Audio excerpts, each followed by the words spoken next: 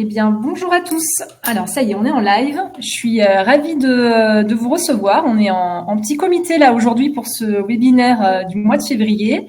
Beaucoup sont en vacances, donc j'espère que ceux qui sont en congé en profitent bien. Bonjour Emmanuel, bonjour Sarah. Bonjour. Bonjour. Merci en tout cas d'avoir pris un peu le temps pour partager votre expertise aujourd'hui avec nous. Donc pour ceux qui ne me connaissent pas, donc je m'appelle Pascal, je gère la partie communauté pour Digiformac, donc qui s'appelle OF Connect. On rassemble aujourd'hui près de 3000 organismes de formation Calliope. Donc Emmanuel, tu fais partie de ce collectif et on fait régulièrement des webinaires sur la réglementation. On a perdu Emmanuel. Et effectivement, cette fois-ci, on était en partenariat avec ICPF pour évoquer encore une fois la sous-traitance. C'est un sujet qui nous plaît beaucoup. Il y a beaucoup de choses à dire. Alors, j'espère qu'Emmanuel va revenir avec nous parce que c'est quand même la personne prioritaire pour ce moment-là. Mais c'est pas qu'on va attendre qu'il revienne, qu'il se reconnecte. Sarah, est-ce que tu veux peut-être te présenter rapidement ? Bien sûr. Donc, bonjour à tous. Enchantée d'être parmi vous. Je suis donc Sarah Machado. Donc, je suis auditrice et chef auditrice à l'ICPF, qui est un organisme de certification qualité. J'ai intégré l'équipe d'ICPF il y a 5 ans et demi. Et donc, au travers de mon parcours au sein d'ICPF, j'ai eu l'occasion d'être auditrice et donc de réaliser un peu plus de 500 audits Calliope et un peu plus de 800 audits de certification professionnelle, de certification de personnes, pardon. Eh ben, bravo. Un beau palmarès. Et alors, et pour la petite aparté, donc Emmanuel, tu es aussi chez ICPF en tant que certifié Calliope, donc voilà, et client Digiformat aussi en plus. Donc, tu as tout qui est à ton arc pour travailler. Le panel. Emmanuel, je te laisse te présenter aussi rapidement. Je suis Emmanuel Godin, je suis cofondateur avec Zarina Sandana de MVR Performance, qui est un organisme de formation spécialisé dans le médico-social. Et donc, on intervient dans les établissements médico-sociaux, les hôpitaux, les EHPAD et voilà. Donc, on est à la fois sous-traitant et on fait aussi et on emploie des sous-traitants aussi. Donc, on fait vous êtes sur les deux tableaux. Et ce qui est intéressant avec ton profil, Emmanuel, c'est que tu as passé 20 ans, alors pas dans la formation, mais dans la relation client, l'aspect commercial. Donc, tu as un profil un peu à part dans l'écosystème, mais ce qui te permet d'avoir, je trouve, une vision qui est intéressante et qui est un peu différente. Avant que je vous laisse la parole, je vais quand même vous rappeler le cadre du webinaire. On commence par des sondages, comme d'habitude, donc n'hésitez pas à nous répondre dans la fenêtre sondage pour savoir effectivement si vous êtes le bon public. Mais là, ce que je vois, il n'y a pas de souci. Donc, vous êtes principalement des donneurs d'ordre. Et effectivement, vous êtes pour la majorité sur votre audit de renouvellement.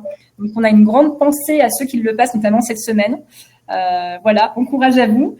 Et on a laissé la partie donc questions. On va essayer d'en prendre quelques-unes au fil de l'eau. Mais si jamais on n'a pas pu, évidemment, il nous restera, je pense, une bonne demi-heure pour répondre à vos questions avec Sarah et Emmanuel. Et évidemment, comme d'habitude, à la fin du webinaire, le replay vous sera envoyé automatiquement et on vous donnera aussi par mail toutes les infos partagées pendant cette heure. Voilà, donc on peut démarrer si ça vous va. Sarah, je vais te laisser la parole peut-être pour commencer, et c'est ce qu'on fait un peu à chaque fois sur cette partie, sur le thème de la sous-traitance, c'est remettre déjà dans le cadre un peu juridique la définition de ce terme de sous-traitance. C'est ça, donc on va redonner le contexte de la sous-traitance, qui est un sujet plutôt d'actualité en ce moment dans le domaine de la formation professionnelle. Donc, qu'est-ce que c'est que la sous-traitance ? C'est le fait d'externaliser une prestation ou une partie d'une prestation et donc de demander la réalisation de celle-ci par une autre personne que son entreprise. Donc, pour le calquer sur l'organisme de formation, donc ce serait un organisme A, qu'on appelle donc donneur d'ordre, comme ça on reprend les termes qu'on va employer aujourd'hui, qui délègue la réalisation ou une partie de la réalisation d'une prestation à un sous-traitant pour le compte du client ou d'un client du donneur d'ordre. Et donc, la sous-traitance, elle est en principe matérialisée par un contrat, donc entre le donneur d'ordre et le sous-traitant, et la rémunération va plutôt se faire par facturation. Et donc, à contrario, comme c'est noté, du contrat de travail classique qui là va plutôt être rémunéré au travers des bulletins de paye, que l'on soit en CDI, en CDD ou en CDD d'usage qui se pratique dans certains domaines, notamment la formation professionnelle. Rappel, puisque c'est important et c'est d'actualité, le contrat de sous-traitance, il est fortement recommandé. Ça permet déjà de mettre au clair tout simplement qui fait quoi dans le cadre de ce contrat de sous-traitance. Et surtout, à partir du 1er avril, il devient obligatoire dans le cadre des actions qui sont financées par le CPF. Et donc notamment annoncé dans le décret du 28 décembre 2023, donc relatif justement à la régulation des activités au travers du CPF. Et donc, néanmoins, ce qui est important de rappeler, c'est que bien que le donneur d'ordre sous-traite une partie ou la totalité d'une prestation, il reste néanmoins responsable contractuellement de la prestation qui va être délivrée par le sous-traitant, puisqu'il va la délivrer au nom du donneur d'ordre. Donc ça, c'est important de le retenir en tant que donneur d'ordre. Ça marche. Alors, pour rappeler pour nos participants, pendant cette heure de live, on va pas forcément aborder la partie technique, notamment par rapport à la V9. On va vraiment rester sur les bonnes pratiques, à la fois sur le recrutement, l'animation, la fidélisation de ce que Emmanuel aujourd'hui pratique au sein de son OF. Et en parallèle, un peu comme un ping-pong, Sarah sera là pour à chaque fois faire le lien quand même avec le guide de lecture et voir a priori par rapport aux indicateurs quels sont ceux sur lesquels il faut être vigilant par rapport aux points qu'Emmanuel va aborder. Donc d'abord le recrutement, ensuite un peu ce qui est de l'encadrement de ces formateurs, comment on les encadre, comment on travaille avec eux. Et ensuite, comment on les fidélise? Parce que on en a beaucoup parlé avec Emmanuel. Il y a un enjeu pour vous de les fidéliser et surtout quand ils sont très bons et de pouvoir avoir une relation avec eux vraiment dans le temps qui soit de confiance et performante. Alors Emmanuel, j'espère que tu vas pas qu'on va pas te perdre en route. Technique parce qu'il me dit que je suis connecté ailleurs. Et il me reconnecte à chaque fois, je ne sais pas pourquoi. Bon, écoute, dès qu'on t'a, je te laisse le micro alors. Alors la première question, Emmanuel, qu'on avait, c'était effectivement comment aujourd'hui, toi, tu recrutes tes formateurs. Combien tu as de formateurs déjà en interne et en sous-traitance et sous quel statut ils sont? Comment tu les choisis? Comment tu les rémunères? Voilà, je t'ai fait un peu un package, mais je te laisse prendre le micro. Alors, où les trouver? Comme j'ai déjà dit, en fait, un peu où on peut. C'est-à-dire qu'on passe des annonces sur multicanal, enfin vraiment un peu partout. Et puis... je pense que ça va être compliqué pour Emmanuel. Oui, il y a Anne qui nous dit on entend mal Emmanuel. On va voir s'il revient ou pas. Je vais essayer de combler le vide. C'est les joies du direct. Mais oui, donc là, peut-être ce qui peut être pas mal... je vais peut-être reprendre les questions. Je vais voir un petit peu si certains sur la partie recrutement. Est-ce que vous pouvez nous dire de votre côté sur le chat aujourd'hui, est-ce que vous avez des difficultés à recruter vos formateurs? Comment vous vous y prenez? Et oui, Emmanuel, tu es revenu? Oui, c'est infernal. Donc, je vais essayer de faire vite parce que ça recoupe à nouveau. Oui. Donc, en fait, ensuite, on les choisit tout simplement. Bon, je suis désolée pour les problèmes techniques. Je vais voir si Emmanuel peut retrouver une meilleure connexion. Et puis peut-être, Sarah, ce qu'on peut faire le temps qu'Emmanuel se reconnecte, c'est échanger ensemble sur cette partie statut et notamment sur la question du Emmanuel. Je te coupe. Est-ce que tu veux te prendre 5 minutes pour te retrouver tes connexions? Et je vais essayer de 3 minutes parce que là. Voilà, t'inquiète pas, on enchaîne avec Sarah. Ne t'en fais pas. Bon, super.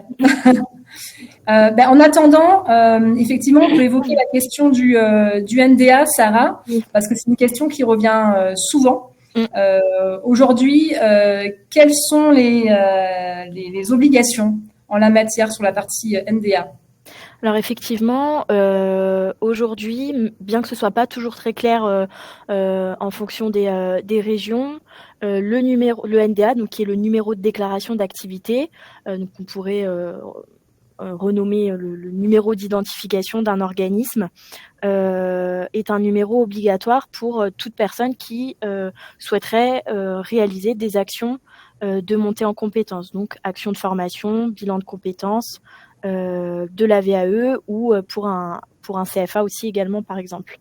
Et donc, ce numéro, il doit être demandé auprès de la DRITS de votre région dans laquelle dans laquelle serait domicilié l'organisme. Et donc, c'est effectivement une obligation réglementaire, légale et réglementaire aujourd'hui pour toute personne qui souhaite délivrer des formations. Alors là, on reste dans le cadre, évidemment, dans le cadre de formations professionnelles qui seraient délivrées pour des professionnels qui sont en poste ou en recherche de poste, par exemple. Là, donc je vois un peu vos questions, enfin vos remarques sur le chat. Donc effectivement, il y a beaucoup d'OF aujourd'hui qui passent par LinkedIn, par des plateformes aussi comme Malte, comme des réseaux, je pense aussi sur Facebook. Jackie qui nous fait la remarque donc sur la difficulté sur les coûts. Donc effectivement, les formateurs sous-traitants, je pense qu'il y a quand même une grille minimum de tarifs. Emmanuel nous disait en aparté que effectivement, lui, selon l'expertise de ses formateurs, les prix varient. Donc déjà, un formateur, selon son expérience, selon le domaine de formation, n'aura pas le même tarif à la journée. Moi, de mon expérience, ce que je peux vous dire, c'est qu'en tout cas, à moins de 400 € la journée, je pense qu'Emmanuel, tu seras d'accord avec moi, pour un formateur sous-traitant qui est en structure, micro ou peu importe, ça reste compliqué. Et après, peut-être qu'effectivement, sur des expertises très fortes, on peut monter à 800, à 1000, voire un peu plus sur la journée. Oui, tout à fait, tout à fait. Il y a un tarif minimum, c'est-à-dire qu'il faut bien que, je pense qu'effectivement, en dessous de 350-400 €, c'est quasiment impossible. Et après ça, au-delà, il y a des gens qui demandent des tarifs qui sont complètement, qui sont hors de propos, je dirais. Mais sinon, le marché, le marché est pas mal autorégulé en fait. Il s'autorégule pas mal en fait. J'ai remarqué ça dû à ce que tu disais, mon expérience d'avant. C'est le marché, c'est quand même pas mal autorégulé et voilà, il y a une espèce de consensus un peu de tout le monde pour dire voilà, c'est entre ça et ça. Pour certaines formations ultra spécifiques, ça peut être 800. Maintenant, pour des formations un petit peu plus généralistes ou moins, où les gens ont besoin d'être moins capés, ça va descendre en dessous à 450, 500, etc. Ouais, on parlait aussi, Emmanuel, de donc j'ai mis recruter parce que même si ça reste des sous-traitants, il y a quand même, toi, tu as un vrai process de recrutement. Tu travailles aujourd'hui avec 5-6 formateurs, c'est ça, dans ton réseau? Oui, c'est ça. Et comme pour les clients, en fait, on essaie de les garder et on essaie de les fidéliser parce que c'est un investissement. Notre façon de faire, c'est qu'on va investir dans ces gens-là. On va investir dans leur formation, on va investir dans l'explication de nos méthodes de travail et de ce qu'on attend en fait d'un formateur vis-à-vis de son public. Et puis, par exemple, on a mis quelque chose en place qui s'appelle l'immersion, c'est-à-dire que le formateur va passer 2 jours avec Zarina, qui est donc mon associé et qui est responsable pédagogique, en formation, et qui va regarder comment on fait, comment surtout elle fait, comment on aborde un petit peu les problématiques, comment on répond aux questions, comment on essaie de régler les problèmes. Et ça, par exemple, c'est un premier point qu'on fait à chaque fois. Ouais. Et donc là, on voit déjà, et le formateur aussi, voit s'il est fait pour ça ou pas du tout, si notre façon de faire, l'environnement de travail, parce que la santé, c'est quelque chose de particulier, si les problématiques qu'on rencontre, c'est quelque chose qu'ils ou elles sont capables de gérer tous les jours, 4 fois par semaine pour 2 sessions de formation, par exemple. Là, on part sur le principe qu'effectivement, chez donc MVR, ton organisme, Emmanuel, vous avez vraiment peu de formateurs sous-traitants, mais en tout cas que vous faites travailler très régulièrement. Non, voilà, c'est ça. C'est-à-dire que on n'a pas un vivier de 300 formateurs dont on a les numéros de téléphone, les coordonnées, parce qu'ils viennent une fois par an quand on a besoin d'eux vite fait comme ça on leur transmet le plan de formation 2 semaines avant et puis vas-y. Nous, on essaye d'avoir une méthode pédagogique la plus efficace possible, en tous les cas celle qui convient le mieux à notre public et qui nous convient le mieux à nous, et que ces gens avec qui on travaille, on a un partenariat, l'aient bien comprise et l'appliquent de manière à ce que, quel que soit, en fait, quand un client nous appelle, quelle que soit la personne qu'on va lui envoyer, il sait qu'il aura le même type de formation et le même type d'attitude et d'écoute et de service derrière. Voilà, il n'y aura pas de surprise. Il ne se demande pas, mince, qu'est-ce qui va me tomber dessus, quoi. Voilà. Est-ce qu'aujourd'hui, tu vas vérifier aussi là, donc, sur leurs compétences? Évidemment, tu as leur CV, tu leur fais passer un entretien, donc tu vas vérifier aussi leur expérience passée. Oui, alors ça, c'est intéressant. On le fait. Peut-être rappeler, Manuel, à nos participants, effectivement, le type de formateur que tu as aujourd'hui. Sur quel domaine de formation vous agissez? Oui, bien sûr. Alors, c'est le domaine du médico-social. Donc, on intervient dans des hôpitaux, des EHPAD, des cliniques. Voilà, on fait aussi des formations avec GSU, enfin, tout ce qui est, et puis santé au travail, bien-être, qualité de vie au travail, etc. Donc, ce sont des formations, surtout pour celles dans le milieu médical, qui sont particulières, quoi. On ne peut pas prendre n'importe qui, donc faut qu'il y ait un CV avec des infirmières, des cadres de santé, des médecins, enfin voilà, quoi. C'est quelque chose de très particulier. Donc oui, bien sûr, on va regarder leur CV, mais ensuite, on essaye de développer un dialogue avec des analyses de pratique, des choses comme ça, qui sont mises en place par Zarina, justement, qui nous permettent un peu de voir comment eux, ils voient la formation ou l'enseignement de la chose médicale ou voilà, de ce qu'on fait. Et l'analyse de pratique, c'est ce qui fait vraiment, là pour le coup, notre particularité. On va aller regarder, on va aller discuter, on va échanger pour voir un petit peu quelle est leur vision de la pratique et comment ils voient un petit peu le métier et comment ils peuvent répondre aux questions en fait des professionnels de santé. Voilà, ça c'est. Ça marche. Ouais, donc quand même, ceux qui sont dans ton réseau, ils ont un niveau quand même d'excellence, quoi. J'imagine. On essaye, en tous les cas, plus que moi, c'est sûr, mais on essaye d'avoir des gens, pas forcément d'excellence, mais vraiment qui aient une capacité d'écoute. Parce que nous, on fait du suivi derrière. Pendant 6 mois, on va suivre les gens, et puis après, pendant 1 an, si on renouvelle les contrats, etc. Et on suit les gens, on essaye de voir leur progrès et la façon dont ils peuvent appliquer ce qu'on leur a appris à leur métier de tous les jours. Et ça, en fait, c'est le plus compliqué. C'est-à-dire qu'ils sortent de là, ils sont contents, super, j'ai appris des trucs, ok.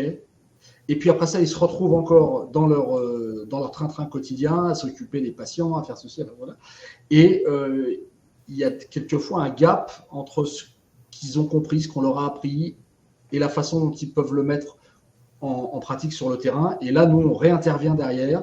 Ils peuvent nous poser des questions, on peut revenir de manière à les faire évoluer et que ça serve vraiment à quelque chose. Il faut que les formations servent à quelque chose. C'est le côté service client. Ça marche.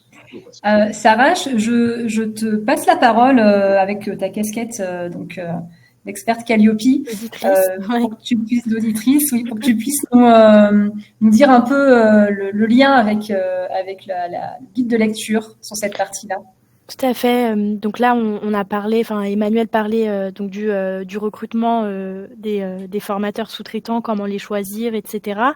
Et donc dans le RNQ, donc le référentiel national qualité, donc qui porte le nom de la certification Calliope, on retrouve dans l'indicateur 17 justement cette notion de recrutement, dans le sens où cet indicateur demande à ce que l'organisme donc qui veut prétendre à la certification ou qui veut maintenir pour l'organisme qui serait aujourd'hui déjà certifié, il doit démontrer que pour l'ensemble des prestations qu'il propose, eh bien qu'il met à disposition ou qu'il s'assure de la mise à disposition de moyens humains adaptés par rapport donc à ces prestations. Et donc là, évidemment, dans le cas de la formation professionnelle, quand on parle de moyens humains, on va parler donc principalement des formateurs. Et donc, ça va passer par la phase de recrutement, s'assurer que le ou les formateurs auxquels on va faire appel notamment là dans le cadre de la sous-traitance, eh ben, on va s'assurer qu'ils ont un profil adapté à la prestation, ou en tout cas sur la partie de leur intervention, que le profil est adapté de manière à être cohérent et en conformité évidemment avec cet indicateur. Donc il y a un lien pour le coup direct avec l'étape de recrutement des organismes qui font appel à des formateurs sous-traitants. Alors c'est vrai que merci beaucoup Sarah pour la précision. Quand je parlais de recrutement, alors c'est au sens large parce qu'effectivement quand on parle de recrutement, c'est plutôt pour des gens en CDD ou en CDI. Mais le terme recrutement, on l'a élargi un peu avec Emmanuel parce que finalement le process que tu vas appliquer pour tes formateurs sous-traitants, il va être le même que pour un formateur en CDI. Même si effectivement il n'y a pas le lien de subordination derrière oui, et que les sous-traitants, si demain ils ne veulent plus travailler avec toi, Emmanuel, évidemment qu'ils peuvent arrêter la collaboration. Tout à fait. Alors, tout à fait vrai. Et c'est pour ça en fait que nous on évite d'en avoir 150 qui peuvent du jour au lendemain nous dire bah non parce que j'ai mieux, parce qu'on propose mieux ailleurs, etc. En fait, on a un espèce d'outil d'évaluation formateur. On regarde pas juste les diplômes, tout ça, mais on essaie de voir avec lui sa réflexion sur ses objectifs personnels, sur la vision qu'il a du métier, de ce qu'il peut nous apporter, de ce qu'on peut lui apporter. Et en fait, on l'écoute et il nous écoute. Et après ça, on arrive à tomber d'accord, souvent, le plus souvent, mais bon, sur un espèce de partenariat. Alors oui, c'est pas un lien de subordination, mais ça va être quelque chose où il va avoir envie de travailler avec nous et nous, on va avoir envie de travailler avec lui. C'est-à-dire qu'on va pouvoir l'envoyer chez les clients en ayant toute confiance dans ses prestations parce qu'on sait qu'il fera au mieux pour notre marque, pour notre boîte et qu'on n'aura pas de surprise. Vous voyez ce que je veux dire? C'est-à-dire que c'est vraiment, dans tous ces métiers-là où on doit traiter avec de l'humain, il faut instaurer un vrai rapport de confiance. C'est au-delà des considérations financières, des considérations contractuelles, de subordination, de non-subordination. La vraie chose, c'est la confiance et nous, on met ça en avant dans un espèce d'étude des besoins du formateur, etc. Enfin voilà, on essaie de créer un univers un peu vraiment de confiance. J'aime pas trop le mot bienveillance parce que c'est un peu galvaudé, mais c'est un peu ça finalement en fait. Ouais. On travaille à la confiance et voilà, on sait ce qu'il vaut, il sait qu'on va pas l'envoyer faire n'importe quoi et voilà. Ça me permet de passer à notre deuxième thème, donc la partie encadrement. Il y a beaucoup de questions. Alors je fais une parenthèse parce que je vois un peu aussi vos questions là. J'essaie de faire tout un peu en même temps. C'est pas toujours évident, mais par rapport au NDA, donc Sarah, on reprécise bien que l'auditeur Calliope n'est pas là pendant l'audit pour vérifier les NDA de vos formateurs. C'est pas son rôle. Exactement. Lors de l'audit Calliope, l'auditeur il vérifie que l'organisme qui est audité répond, son organisation répond aux exigences du référentiel. Et donc cette partie NDA est un aspect réglementaire de l'activité de formation, et donc c'est effectivement pas du tout le rôle de l'auditeur Calliope de vérifier si tous les sous-traitants ont bien un numéro d'activité ou est-ce qu'ils sont à jour de leur déclaration. Donc non, absolument pas. Il y a une question qui est intéressante, Emmanuel, que Sophie nous pose, c'est comment, alors je ne pense pas que ça t'est déjà arrivé, mais as-tu eu des formateurs sous-traitants qui après ont été finalement embauchés directement chez le client? Et comment tu as géré cette situation? Alors, qui sont embauchés directement, c'est-à-dire qu'en fait, en gros, qui prennent le client à leur compte et qui nous squeeze finalement, c'est ça?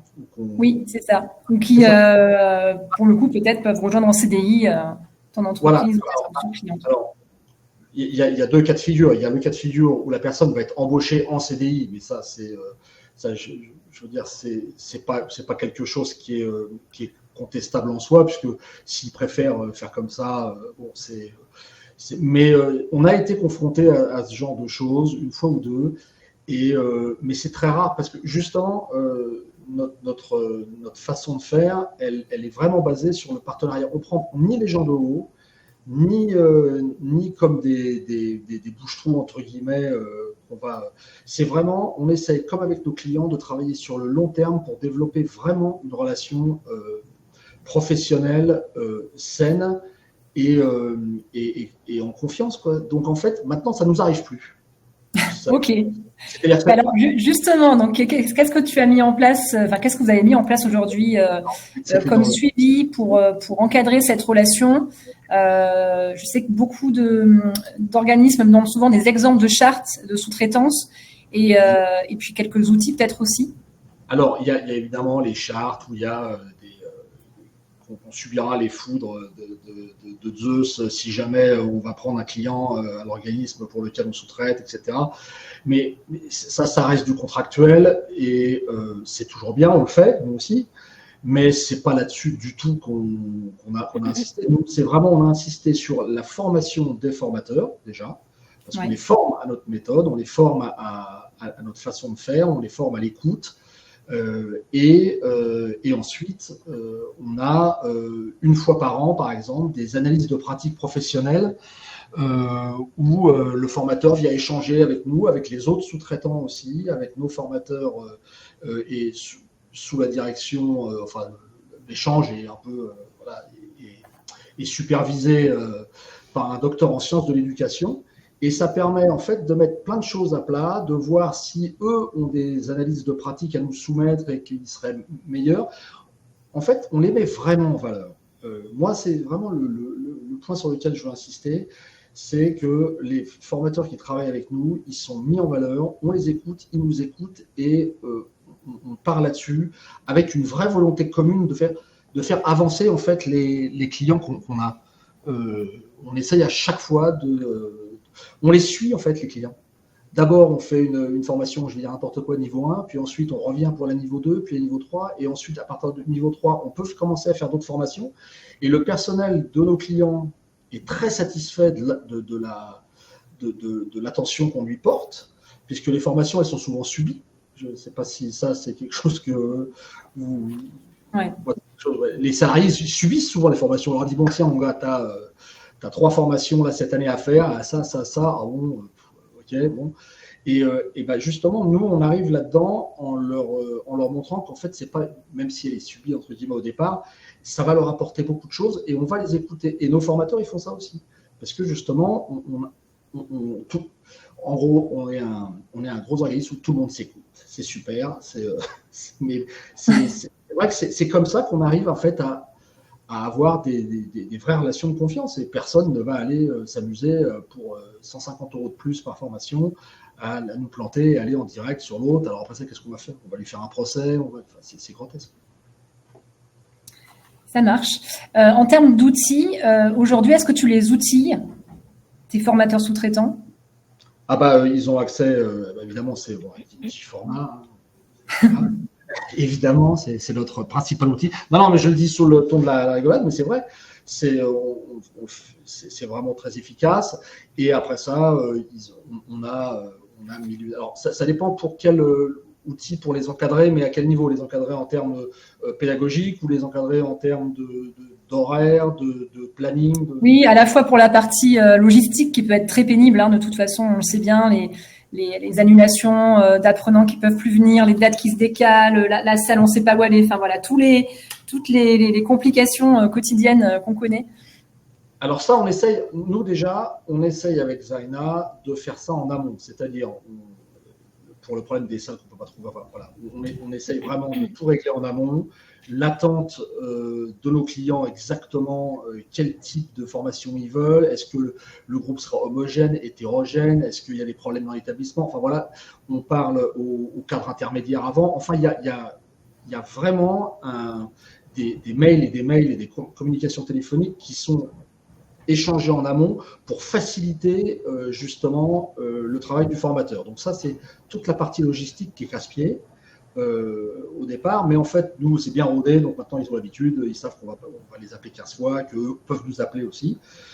Et puis, en termes de support pédagogique, on leur envoie bien évidemment, on leur met à disposition sur le web, sur le cloud, les supports pédagogiques, les plans de formation, bien en amont, c'est-à-dire quelquefois 3 semaines, un mois, là, bon, on va pas non plus 6 mois en avance, mais et ils peuvent, en fonction du public qu'ils vont avoir, parce qu'on les met au courant aussi, ils sont partie prenante des échanges, on peut réadapter, en fait, on fait de la formation sur mesure qui peut se réadapter en 15 jours, en fonction, en fait, du niveau et de l'hétérogénéité ou de l'homogénéité des gens qu'on va avoir en face de nous. Donc, tout ça, ça les encadre, ils ne sont pas laissés tout seuls dans la nature et ils savent que de toute façon, ils peuvent aussi nous faire des retours. Enfin, voilà, on fait de la collaboration pure et simple. Ça marche.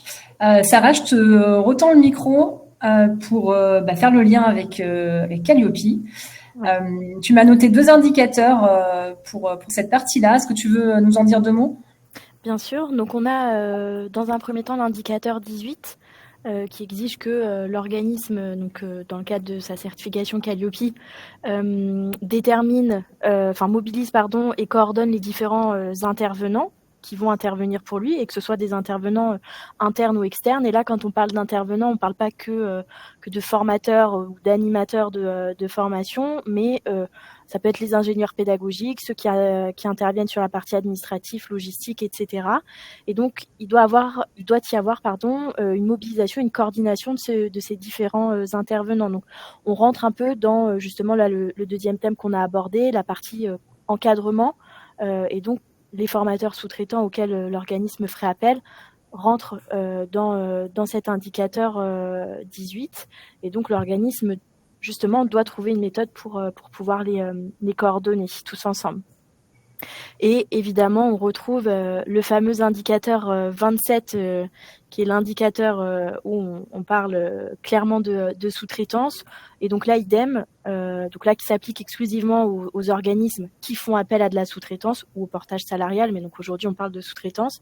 Il doit, à minima, tout de même s'assurer que les sous-traitants auxquels il fait appel, respectent la conformité du référentiel Calliope, auquel l'organisme candidat ou certifié est lui-même soumis, puisqu'on rappelle, le sous-traitant intervient pour le compte de l'organisme en son nom. Donc ces 2 indicateurs rejoignent cet aspect encadrement. J'en profite pour ceux qui sont encore sur le chat et qui nous écoutent. Partagez-nous aussi de votre côté peut-être les plus gros problèmes que vous avez eu dans l'encadrement de vos sous-traitants. Ça peut être intéressant de voir un peu pas les fails, mais en tout cas les choses qui ont été compliquées pour vous en tant que donneur d'ordre. Et alors, on ne parle pas forcément là aujourd'hui du CPF, donc je vois beaucoup de questions aussi sur la partie CPF. On en fera des sujets, je pense, mais voilà, là c'était pas l'objet. Et puis évidemment, Emmanuel, donc une fois que tu as trouvé tes formateurs sous-traitants, tu as posé ton cadre, il y a la partie fidélisation. Parce que comme tu nous disais, effectivement, surtout toi dans ta thématique, tu as besoin d'avoir quand même des gens avec qui tu as une vision un peu à long terme pour tes clients et puis pour vous-même aussi. Tu as pas mal de choses que tu as mis en place qui sont intéressantes. Je veux bien que tu nous les repartages, notamment aussi sur la montée en compétences et puis sur comme tu le disais, des temps d'échange aussi avec tes formateurs. Oui, alors, pour la montée en compétences, on a toute une partie veille documentaire, ça qu'on fait nous-mêmes déjà et qu'on met à disposition sur notre site, et dont on fait profiter aussi en interne via le cloud interne les formateurs, de manière à ce que eux, en plus de leurs recherches qu'ils font eux-mêmes, leur veille, etc., ils bénéficient de la nôtre. De mon côté, nous, on a mis en place donc un certain nombre d'outils en plus de la veille que fait Zarina. Elle fait de la veille elle-même, elle est abonnée à 50 millions de newsletters, enfin bref. Moi, de mon côté, j'ai mis en place la même chose avec l'intelligence artificielle qui va chercher pour moi chaque jour tout ce qui se fait de nouveau dans un certain nombre de domaines. Donc, il y a à peu près, j'ai à peu près 543 sites, je crois, qui sont programmés là-dedans, qui sont en français ou pas d'ailleurs, et sur lesquels il va chercher tous les jours les mises à jour, etc., et qui me fait ensuite un résumé de toutes les nouveautés possibles et imaginables, que ce soit sur Calliope, sur la formation, sur le monde de la santé, enfin voilà, quoi. Ça c'est la première chose. Et tout ça, c'est à leur disposition. Ensuite, effectivement, il y a les temps d'échange qu'on organise avec eux très régulièrement. C'est 6, 7, 8, 9, 10 fois par an où on se rencontre, on voit un petit peu les problématiques auxquelles ils ont été confrontés, on a été confrontés. Après chaque formation, de toute façon, il y a un débriefing, de toute façon, le jour d'après. Voilà. Et puis, comme je l'ai dit au début, il y a cette affaire une fois par an, de comparaison entre le ressenti des apprenants et le ressenti des formateurs, et voir si tout ça colle. Et si effectivement il y a bien une adéquation entre les deux. Et puis évidemment l'anticipation des plannings d'intervention, ça on essaye au maximum pour éviter les problèmes d'urgence comme ça. On essaye de garder des délais qui soient très raisonnables. Voilà, 3 semaines, c'est ce qu'on fait généralement, c'est bien. Après ça, il y a beaucoup plus long aussi. Il y a des gens. Il y a des boîtes qui prévoient sur l'année directement, donc qui demandent des formations. Alors on est en février, sur septembre ou octobre. Mais on peut aussi faire en 3 semaines, parce que 3 semaines, ça suffit pour Il y avait une question, une remarque plutôt, on en a parlé, c'est est-ce que aussi dans l'année, vous organisez des temps de rencontre avec ton réseau de formateurs pour qu'ils puissent aussi se connaître et partager, ou vous faites à distance? C'est ce que je disais là, en fait. Quand je parlais justement qu'on les voit plusieurs fois par an, dans ces plusieurs fois, il y a des moments où on les voit tous ensemble, évidemment, plusieurs fois par an pour échanger.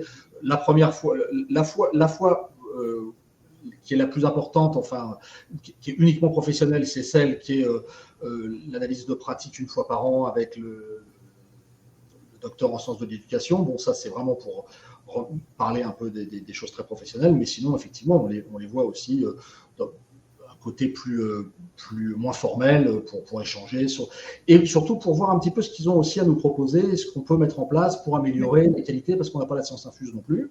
C'est eux qui vont sur le terrain, en l'occurrence, pour les formations qu'ils font. Donc, on essaye de récupérer leur retour d'expérience. Ils nous disent, voilà, ça serait peut-être pas mal. Ça. Donc, on essaye, on fait des choses. On essaye vraiment de prendre... En fait, le credo de notre organisme, c'est le client. Il faut que le client soit le plus satisfait possible de nos prestations. Voilà. Et donc, toute notre philosophie, tout notre travail, il tend vers cette satisfaction du client et c'est tout. Donc, tout ce qu'on peut prendre, on le prend.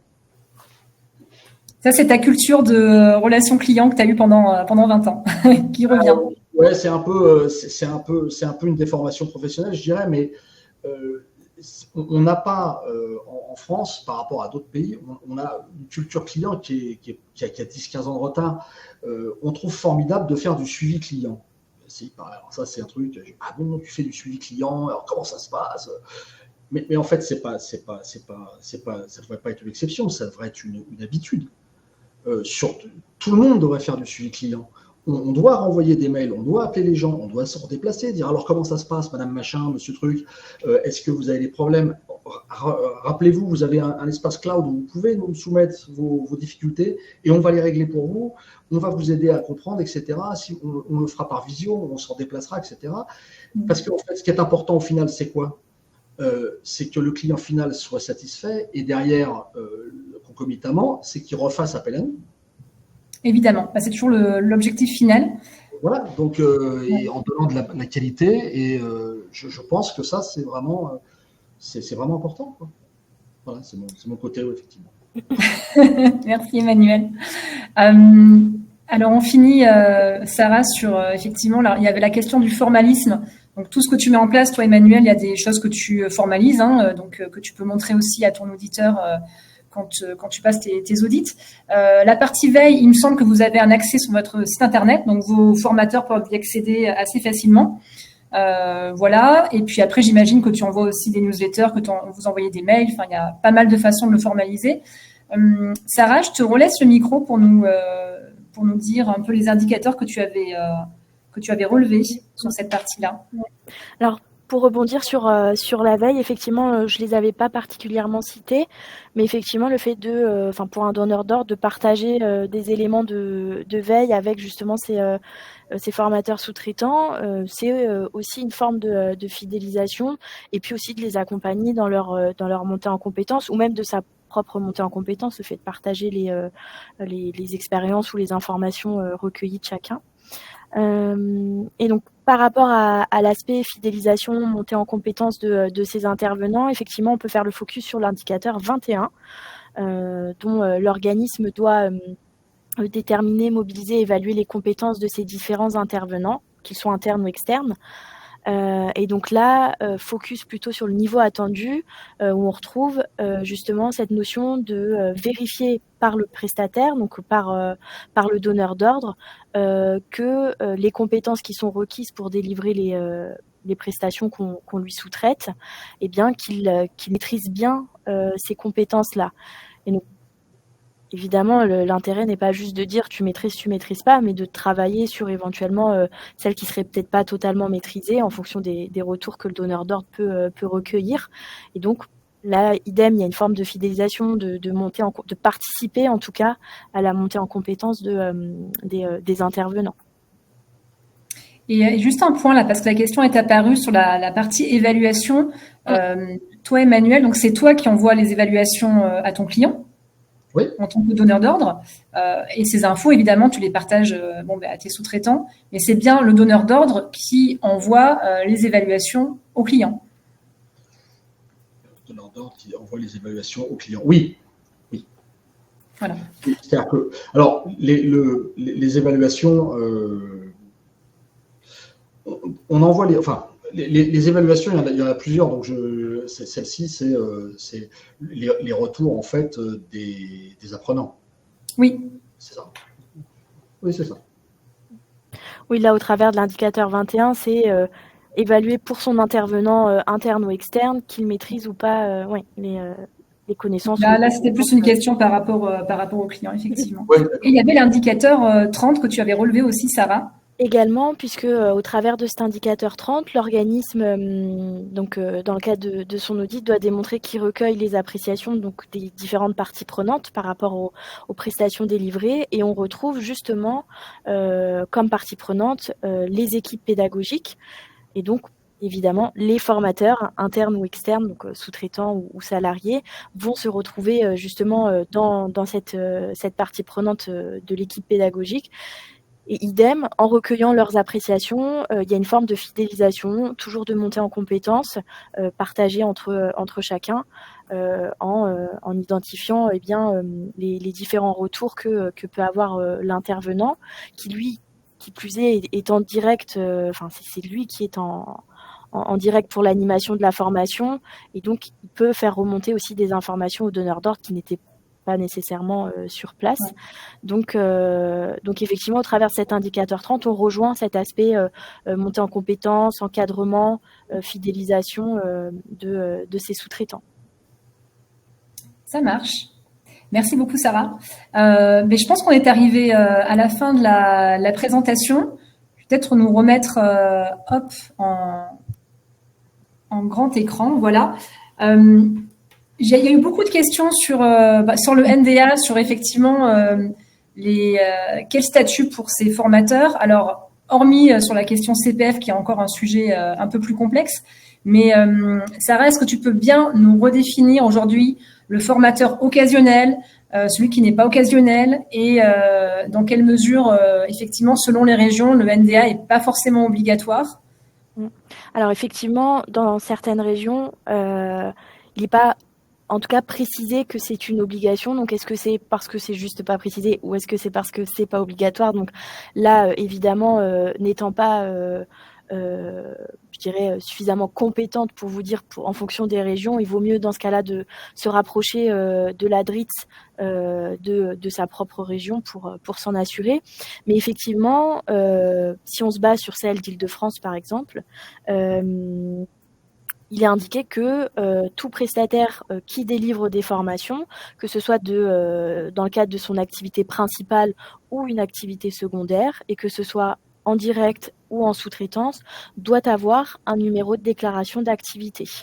Donc ça veut dire qu'il doit créer sa structure, créer son organisme, quel que soit le statut juridique, auto-entrepreneur ou les autres statuts. Je ne vais pas tous les énumérer, on va y arriver. Et donc, il doit par la suite demander son numéro d'activité.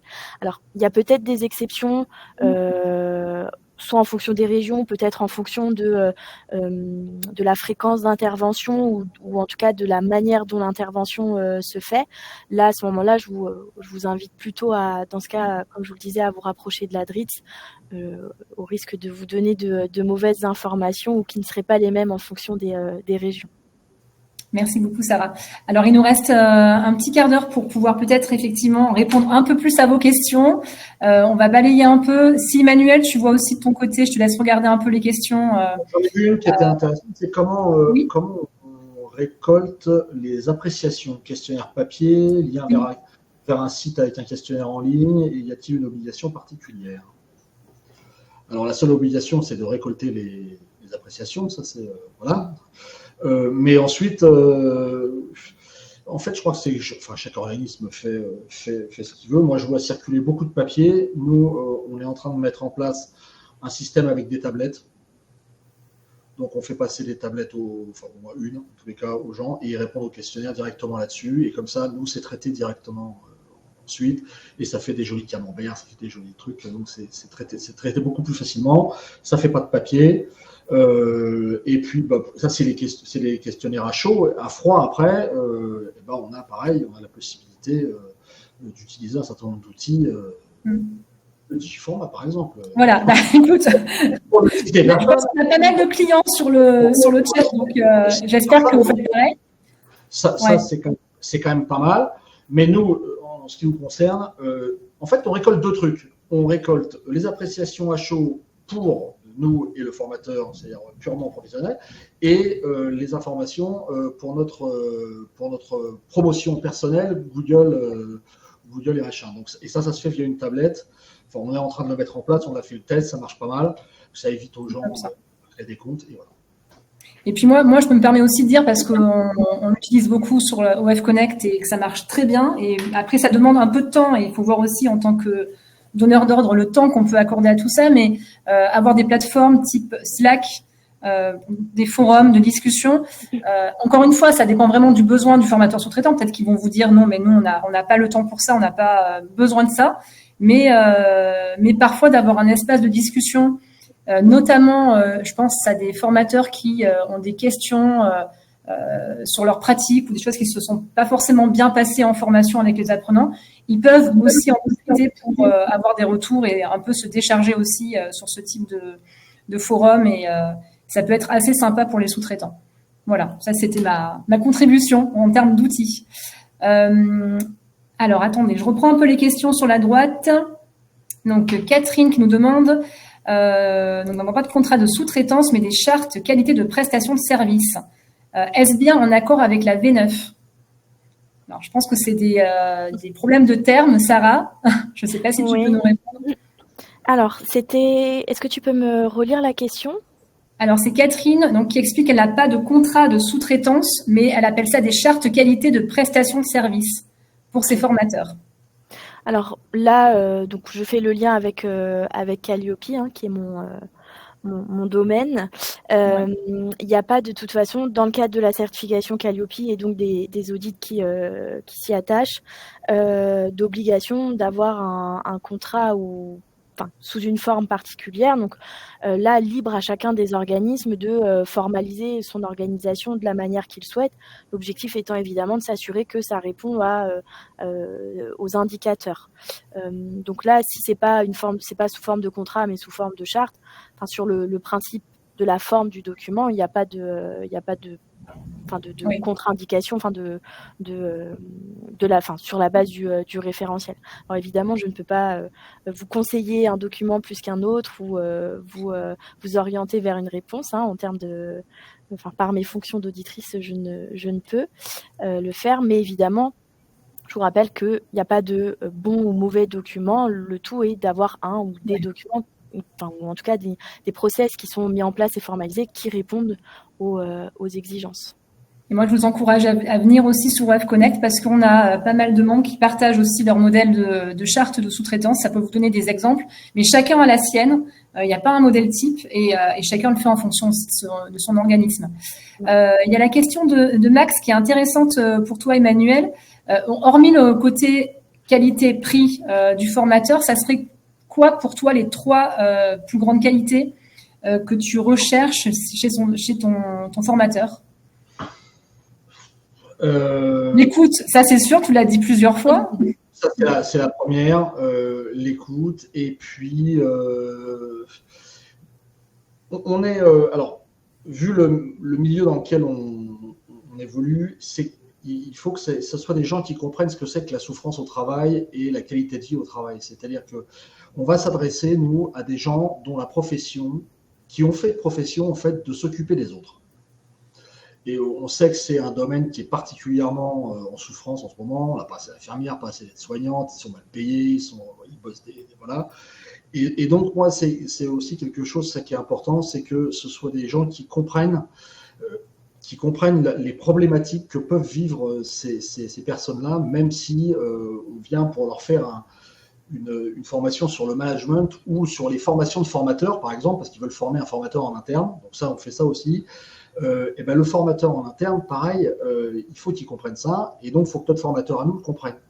Et ça, c'est très important parce que ça va conditionner en fait tout le déroulé de la formation. On a sur nos heures de formation beaucoup de temps qui est consacré à l'écoute des gens, des apprenants, de leurs problèmes journaliers, de leur quotidien, des soucis invraisemblables, je vais pas mais vraiment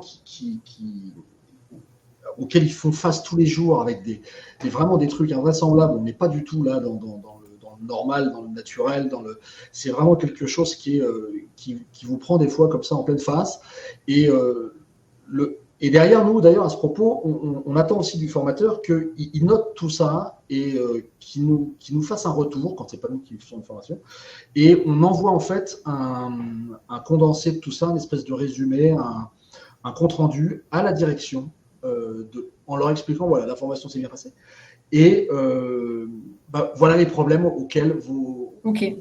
Voilà, ouais, donc au-delà de la compétence technique du formateur, de ce qu'il va transmettre en termes de pédagogie, il faut qu'il ait le savoir-être, la posture et puis la connaissance du secteur qui est vraiment particulière de votre côté. Quoi. Ça, c'est sûr. Voilà, même sans avoir la connaissance sur le formateur, il n'est pas forcé d'avoir, mais qui comprennent ça. C'est-à-dire qu'il accepte le fait que ça soit quelquefois des gens qui ont des postes extrêmement difficiles, quoi.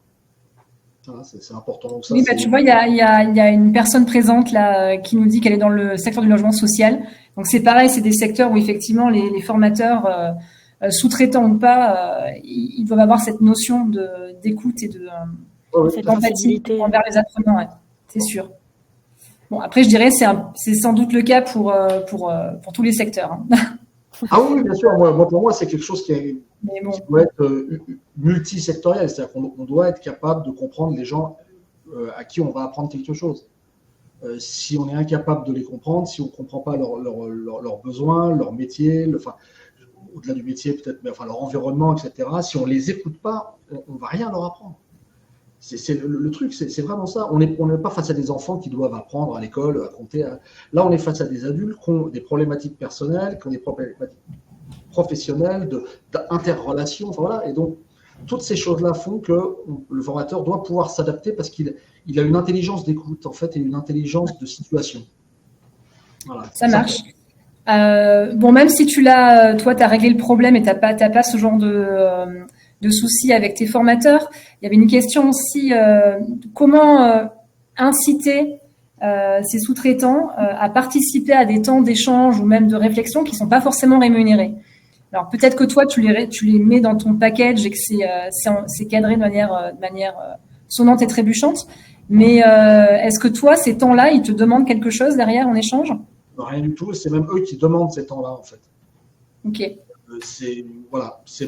On les a instaurés, on a dit voilà, on fait ça, mais en fait, c'est eux qui les. J'ai un souvenir en tête, quelqu'un qui est venu, qui est en Bretagne, et qui vient régulièrement sur Pontoise, là où on est, pour justement échanger, etc. Et elle fait 450 km quand même. Parce que pour elle, c'est un moment important, parce qu'elle nous fait un retour. Et c'est super intéressant, c'est quelqu'un qui est spécialisé dans le très glamour des plaies et cicatrisations. Donc, là, on est dans l'agréable. Voilà. Et c'est très intéressant parce qu'elle rapporte des informations du terrain qui sont absolument géniales et qui nous permettent, nous, derrière, de faire avancer en fait notre projet pédagogique parce qu'on adapte un certain nombre de choses, comme l'AFEST, par exemple, c'est l'action de formation en situation de travail. C'est un truc qui est tout simplement parfait pour certaines professions, comme les professions médicales, et qui est encore une fois pas assez développé en France. Donc tout ça, on le récupère de ces moments de formateurs et avec nos formateurs. Et donc, les payer, moi je veux bien les payer, mais si on doit payer des gens pour faire avancer la société dans laquelle on est tous plus ou moins partie prenante, même s'ils préfèrent rester prestataires, je vois pas tellement l'intérêt. Enfin, je veux dire, voilà, quoi, c'est en tout cas, de ton côté, c'est sûr qu'ils s'y retrouvent, ouais. Oui, voilà. Ça marche. Je regarde, on a encore 5 minutes pour prendre une dernière question. Il y a beaucoup de points sur la partie NDA, donc je pense que on fera un webinaire vraiment sur cette partie-là parce que il y a encore beaucoup d'incompréhension. Attendez, je reprends un peu. Donc oui, pour ceux qui me demandent effectivement la plateforme OF Connect, on a mis le lien. Donc n'hésitez pas. Le seul critère, c'est d'avoir Calliope ou en tout cas d'être en cours de l'obtenir. Donc là, je vous accepterai dès que vous êtes inscrit. Je vous ajoute dans la plateforme. Très bien. Sarah, tu voulais peut-être rajouter un dernier point ? Alors, pas nécessairement de précision, mais juste rappeler, donc là, les liens que j'ai pu faire par rapport au référentiel Calliope donc, sont basés sur la version 8 du référentiel, parce que je crois avoir vu passer quelques questions, je ne suis pas sûre, mais sur les versions. Donc il y a effectivement une version 9 qui peut être soit déjà appliquée par certains certificateurs ou qui le sera un peu plus tard par d'autres, mais donc juste rappeler qu'on s'est basé sur la version en vigueur, donc la version 8, qu'il n'y ait pas de malentendus par la suite dans le cadre de vos audits. Et donc effectivement là on a fait des focus sur quelques indicateurs, mais évidemment le référentiel, l'ensemble des indicateurs ont tous un lien entre les uns et les autres, donc vous allez aussi pouvoir retrouver un peu des thèmes qu'on a pu aborder, qu'Emmanuel a argumenté aussi probablement dans d'autres indicateurs, et puis ça dépend aussi de l'organisation de chacun, de chaque organisme. Ça marche. Merci beaucoup, Sarah, en tout cas, d'avoir été là. Emmanuel, peut-être, t'en as dit beaucoup déjà, mais si les gens peut-être veulent te contacter, est-ce qu'ils peuvent te contacter ? Oui, bien sûr, évidemment, avec plaisir. Donc, on a un site web qui est www.mavirêvée.fr et puis sinon, ils peuvent me contacter via OF Connect voilà. On est multicanal, donc il n'y a pas de part partout, même à Pigeon Voyageur, ils peuvent. J'ai ce qu'il faut. Non, mais vraiment, on est disponible pour tous. Et puis, on se retrouvera, alors je ne sais pas si certains y seront, mais nous, en tout cas, avec Digiformat et Digiformat, on sera au salon e-learning expo Porte de Versailles les 19, 20 et 21 mars. Et on a prévu avec Emmanuel de refaire un atelier, donc cette fois-ci en présentiel. Donc pour ceux qui seront au salon, n'hésitez pas à passer nous dire bonjour. Voilà. Merci en tout cas d'avoir été présent.